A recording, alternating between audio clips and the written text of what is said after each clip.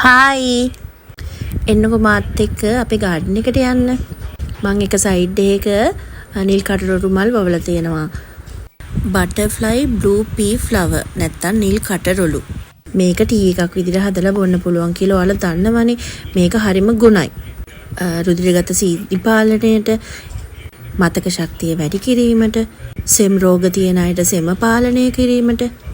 ඒ වගේම අපේ ගෙදර වැඩ කරන ආන්ටි කිව්වා මේ ෆ්ලවර් එක වගේම මේකේ දලුත් මැල්ලුම් හදලා කන්න පුළුවන් කියලා, කලවම් මැල්ලුමට දාන්න පුළුවන් කියලා. ඉතින් මේ ටික හොදලා මම ටිකක් වෙලා තිබ්බා. මේ වෙලාව තියෙනවා චූටි කූඹි එහෙම යන්න. ඉතින් මගේ හස්බන්ඩ් උදේ බුදු පහන්ටත් මේ මල්ම තමයි තියන්නේ. ගොඩක් තියෙනවා මේ මල් අපේ ගෙදර. ඉතින් අර ටිකක් වෙලා හොදලා ක්‍රමීන අයින් කරලා පෙති ටික මේ වගේ සුද්ධ කරගෙන මම මේකට උණු වතුර දා ගන්නවා. මේක ටික වෙලාවක් වහලා තියෙනවා. එතකොට තමයි කල එක එන්නේ. ඊට පස්සේ ඉතින් ඕගොල්ලන්ට මේ මල් ටික අයින් කරලා බොන්න පුළුවන්. සමහර නම් මේකට සීනි දෙහි දාලා බොන කට්ටිය ඉන්නවා. මම නම් මේක සීනි මුකුත් නැතුව මෙහෙම තමයි බොන්නේ.